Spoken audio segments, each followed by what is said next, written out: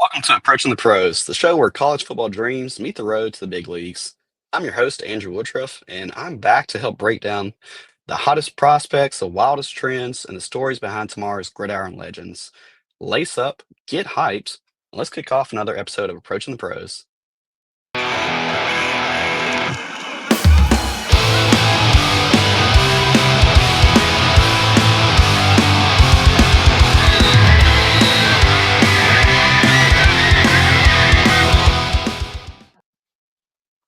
All right, welcome back. Clemson, as everybody knows, is a team full of potential for a 2025 championship caliber season. On offense, we have Cade Klubnik set to build off a great 2024 season. And the best way to support him is with his top five group of receivers returning the season. While the top three guys are all great players, I'm going to go ahead and stake my claim today. Clemson's top dog receiver in 2025 will be Mr. Bryant Wesco. And the best place to start, let's reflect on that 2024 season for everybody.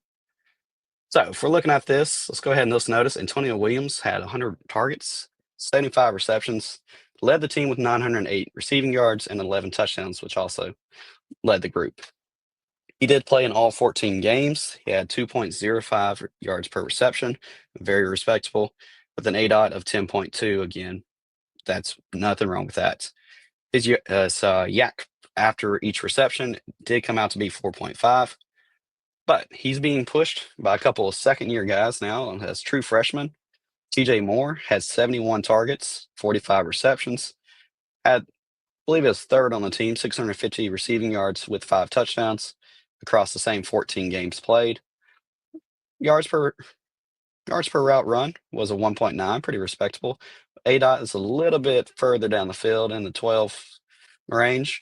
And again, very similar yak of 4.8 yards yak per reception. Now, Mr. Wesco, on the other hand, had 74 targets, so very similar to TJ Moore, 41 receptions. Again, right in line, but he was able to produce more. He had 707 yards in total. He had 5 touchdowns, but he only played in 12 games. His yards per route run was a 2.21, which is outstanding for a freshman. Anything over 2 is really great, but 2.21 is well on up there. His ADOT was further down the field than either of these two with the 13.6, and he was very, very effective yards after catch, had 6.1. Now, I know it's not on there, but something else I would like to point out is if we compare the drops tracked by PFF, PFF said Wesco only had 2 drops, Moore had 5, Williams had 8. If we want to break this down to drops per target, that does put Wesco in the lead right there with the group as far as having the best rate. And forgot to include it as well, but we want to do missed tackles forced per attempt or per reception. Wesco, again, was one of the best ones on the team with this. He made guys miss, which also kind of helps explain yards after the catch. Now, again, I didn't really highlighted there a second ago, but I do want to go ahead and clarify it. Wesco played 2 less games than the other 2. And those happen to be the 2 games that Clemson had to put up 49 and 48 points respectively, just to make sure they stayed in that ACC championship hunt. So the 2 games that he ended up missing again was Wake Forest and Virginia, which, again, if we take 2 games out of a 14-game sample, we're talking about like 14% of the season. Well, Mr. TJ Moore here ended up taking that production. That accounted for 1/5 of his season, right? 20%. So there's a little bit of discrepancy there. Wesco being out led TJ Moore having a little bit better success. I mean, even Antonio Williams, let's look at it, had 10 targets, 9 catches, about 113 receiving yards, another touchdown. Yards per route run was kind of right there where he's been most of the season with the ADOT, kind of similar. Wake Forest being a little shorter on the ADOTs, but better yards. Virginia, he got less yards per route run, but a little bit better ADOTs. CJ Moore also had 10 targets, 8 receptions. We're talking about a kid who ended up putting up 124 receiving yards in those 2 games, another touchdown. And this is one of the better ones for him, where at least for the Virginia game, he had 3.71 yards per route run with that ADOT of almost 17 yards down the field, right? So TJ Moore truly benefited off Wesco being out, and it really just came to a split where the targets are mostly going to these two guys here.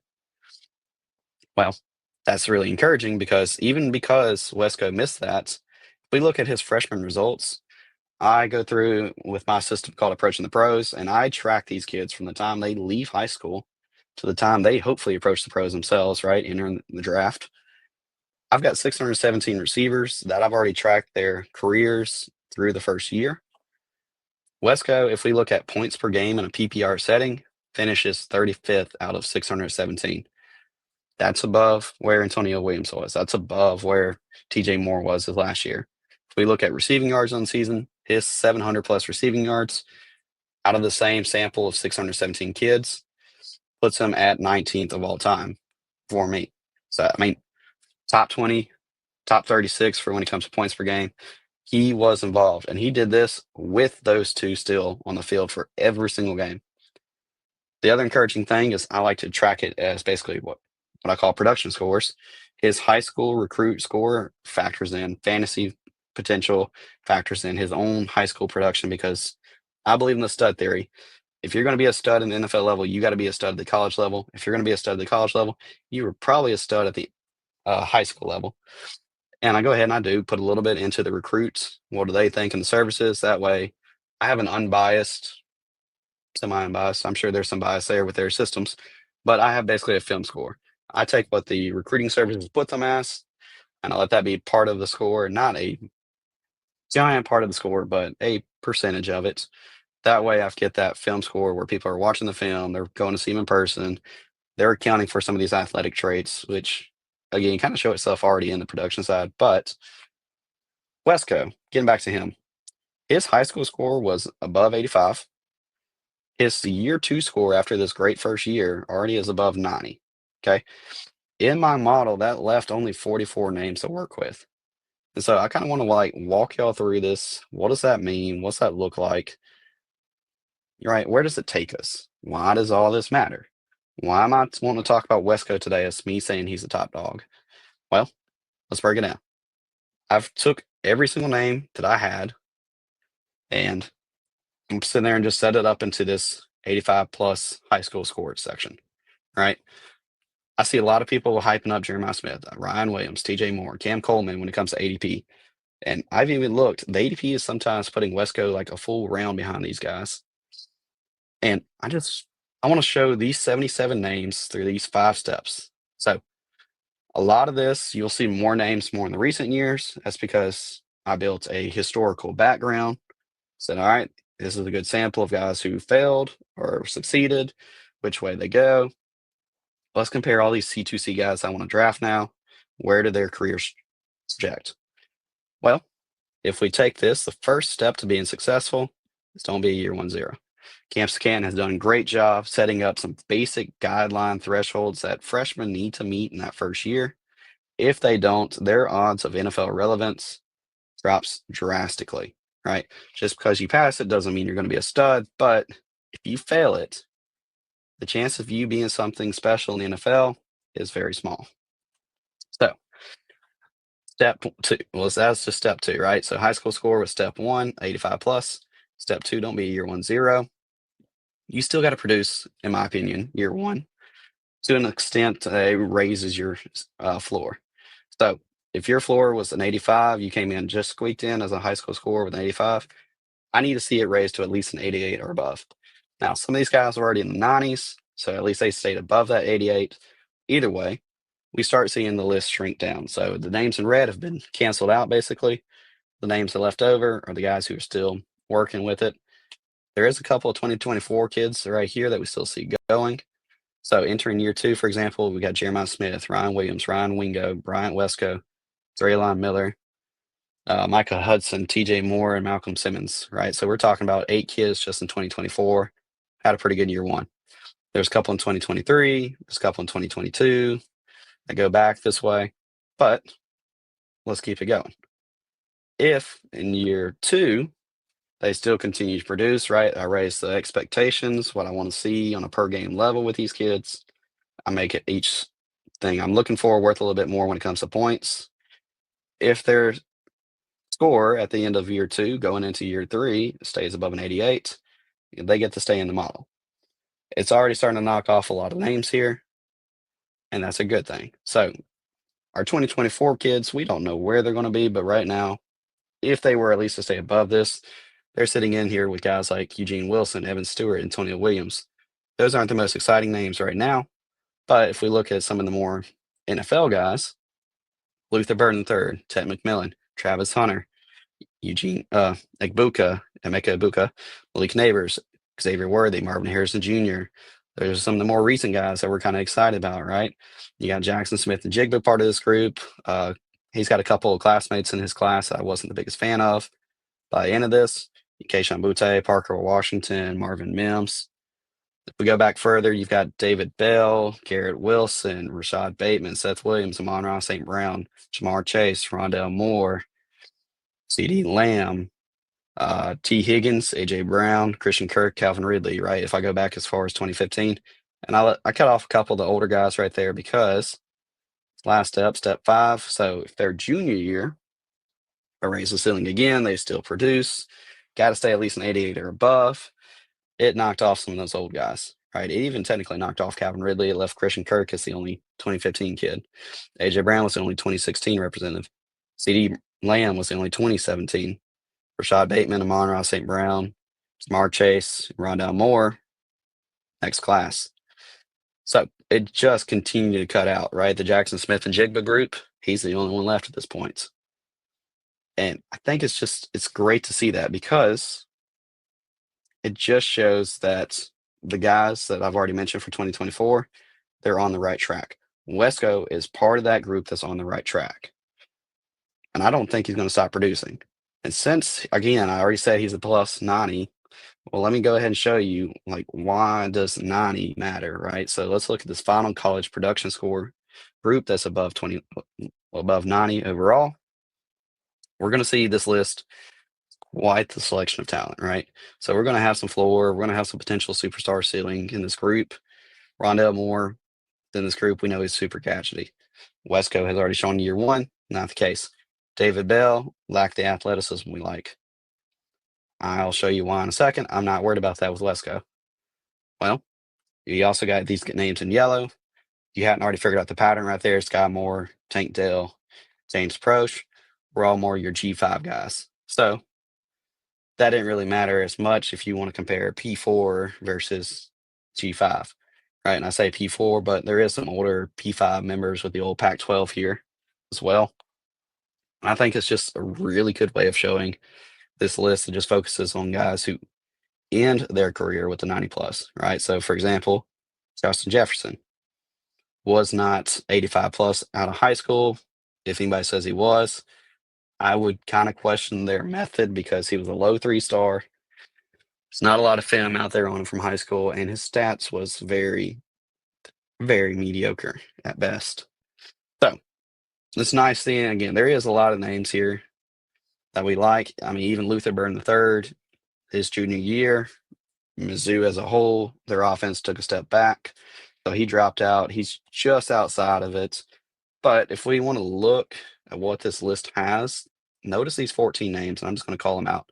C.D. Lamb, A.J. Brown, Malik Neighbors, Marvin Harrison Jr., Jamar Chase, Amon-Ra St. Brown, Xavier Worthy, JSN, Garrett Wilson, Travis Hunter, Ted McMillan, Christian Kirk, Rondell Moore, and David Bell, right? Like, those are the kind of the lower end names here. We'll see what happens with Rome Odunze. Did I leave off Drake London? I think I left off Drake London here. Drake London even. Luther Burden, like I said, he was an 88.7 after his final season. So, like, he was staying in the other track, but this 90-plus group still shows there's a lot of potential here. And I know I mentioned earlier, well, don't want to David Bell, right? Someone who produces super high in college, but is a super unathletic kid. Shout out Campus Canton. They've got these testing results already here for us. Wesco, if we're looking at his high school testing results, he has a max speed of 21.9 miles per hour, which is an 88th percentile. His 40-yard dash is already under a 4.5. That is absolutely stellar out of high school because we know these kids, with the money they have, they're going to pay to go practice, refine their skills before they go in the draft, he's going to be able to run just as fast, if not better, with those skills added. And he's not like he's going to be adding a ton of weight on or changing his body. He's already a good sized kid. So Wesco's already where we need to be. When we look at the burst that he has, triple jump is up there. The vert's very respectable if he'd go to the NFL now, right? He would already be probably that mid to upper section of the vert scores, so nothing wrong there. A high jump and long jump, those were above average, so that's good to see. That means he's probably would do pretty good with the broad jump if he wants to do that. His shuttle's a 4.2, which is pretty good. The only score they had that was kind of low was a 3-cone. And there's not a lot of high schools that prioritize teaching some of these drills right here. They just want to time their kids, see what they got. So 7.7 doesn't really scare me off, even though it is a really bad time. I bet you if he does a little bit of training for a month or two and actually focuses on this, that 3-cone wouldn't be an issue. Okay. And again, we don't even know if he gets to the draft level, if he even wants to do the 3-cone drill. We know players are selective on what they do and do not want to show. So that's okay. I just, again, everything sets up here. We've got people that want to talk about, Antonio Williams. It's his turn. He's the dude. CJ Moore is going to overtake him, right? He's going to be the Clemson receiver 1 in 2025. I'm going to stick with Bryant Wesco, right? I've already laid out this whole PowerPoint presentation for y'all. He's got the better yak. He's got the better yards per route run. He's just more explosive in general with a better ADOTs. He has done better so far when it comes to his drop rate. I didn't include it, but his missed tackles force is very, very strong as well. We may be looking at a quality team already in Clemson. That could be the first since 2011 when Baylor did this to have 3 receivers go over 800 yards on the season. Well, my personal opinion, I think Wesco is going to one that's going to likely be leading the group by the end of 2025. So, Mr. Bryant Wesco is my personal pick for Clemson's top dog 2025 receiver. And that's the final whistle for today's episode of Approaching the Pros. Come check out everything I have to offer. Thanks for just tuning in as we break down the plays, the prospects, and the passion of college football. Until next time, keep your eyes on the end zone. Greatness is always just one play away. Stay legendary, football fans.